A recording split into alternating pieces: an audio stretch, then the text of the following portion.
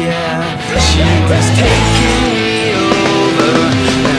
How's it going? This is Mike from drop-d.ie for Flip It TV, and we're here backstage at the Indiependence Festival in Mitchelstown, and I'm here with Tim and Mark from Ash. How's it going, lads? Very well. We're in a car shed, I think. Yeah, awesome. Oh, there's a real kind of farmyard vibe to it. Yeah. But you're on the victory lap after the release of the A to Z series, the fortnightly single series that started last year and was kind of anthologized into volumes 1 and 2, and it's been a really great reception to them. But kind of now you've got a bit of a distance from them. How do you feel about them? How do you feel they've been received? Oh, really well. It was, I think people are sort of going, respect for taking on, announcing such a big project and seeing it through. And I don't know, yes, but it's fun going out playing it now as well. Like a year later, like seeing people like singing along to the songs and everything. Like the fans loved it, and I think some of them, were getting like serious withdrawals at the end when we stopped doing it, because it was such a constant thing for a year. Getting a new tune like in your inbox every couple of weeks. So. That's something that a lot of fans really haven't been subjected, or not subjected to, but treated to before. Subjected is good. Depends on your. They've had a year to live with the music, so it's not like new songs. So when we play them now, it's like, whenever they've got a brand new song, it's like maybe you're not that familiar with it, and it's like, the songs, the A to Z songs, sort of like fit well with the rest of the older stuff now. It's not really a point. It's not really a point of contention anymore. Kind of throwing these as newies in with the old ones. People are kind of used to them. And what next for Atomic Heart Records? Not sure actually. Well, we're the next step is actually we're licensing a couple of tracks from our A to Z series to Warner Brothers, who are doing a new best of compilation. So sorry. Hopefully I'll be able to sing tonight. Yeah, they're doing a new best of, so we're actually, which is really cool, because we left the label a few years ago, but now we're like licensing tracks back to them from our new stuff to go on this new best of. So that's cool that they've kind of put the demand on you for it. And will there be a tour with it? I think so. Yeah, looks like it. Probably it's going to be around the end of October, and there's some cool things coming out.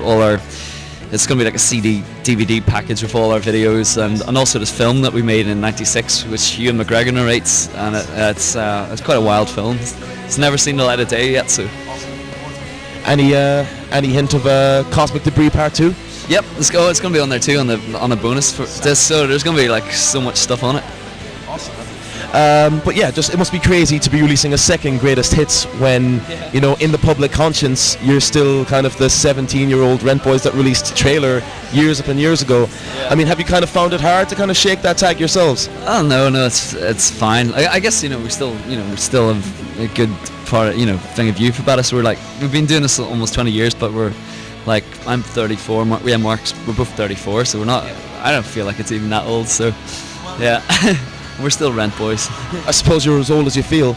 But how's it been to have you kind of thought about it since the word of the greatest hits has broke, kind of growing up with Ash? Does Ash mean the same thing to you now as it did, when you were getting out of the north? Very much, yeah. It's like, we go and play live. We play a lot of the same songs that we, played, when we were like starting a band like Girl from Mars and Jack Means the Planets, and it always, just feels really good still to play those songs if we stand the test of time. So, we still like totally relate to them, and we've done stuff as well for our career that's like more, I don't know, like pushing the boundaries, and with like songs like Twilight of the Innocents and our whole like A to Z single series, and kind of with that we were trying to do a different style with every kind of track. So we've got stuff that it's nice to mix, like the stuff that has matured a lot with the stuff that we did like really early when we were totally naive, and it's it's just cool. It all still works together, which is great.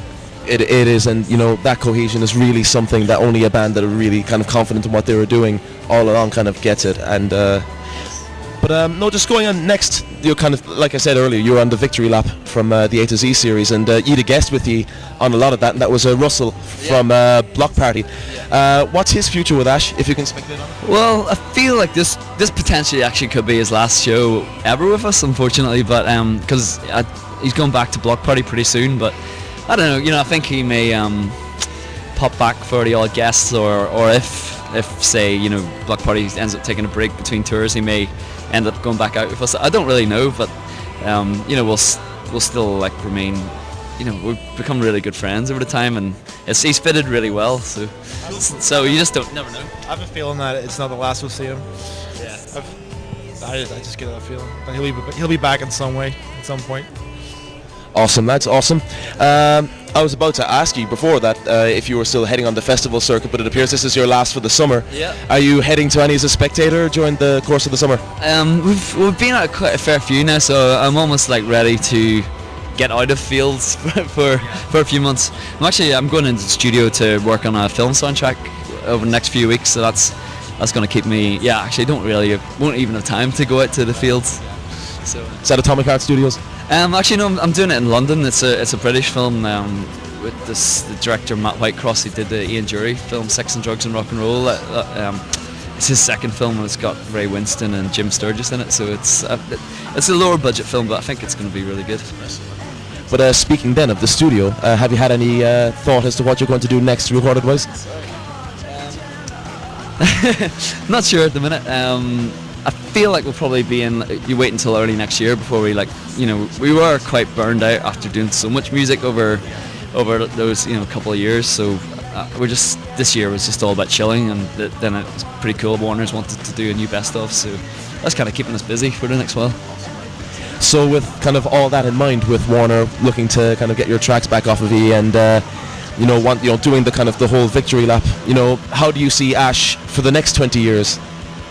Don't know.